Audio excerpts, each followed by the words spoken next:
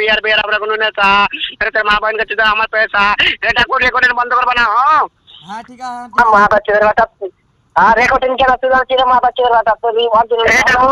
এটা রেকর্ডিং বন্ধ করো বিমলটা মুখ থেকে ফেলছি এক নাম্বার থেকে ফোন করেছে কাটলো মেরে মাথায় জ্ঞান শুনবে খালি কাটো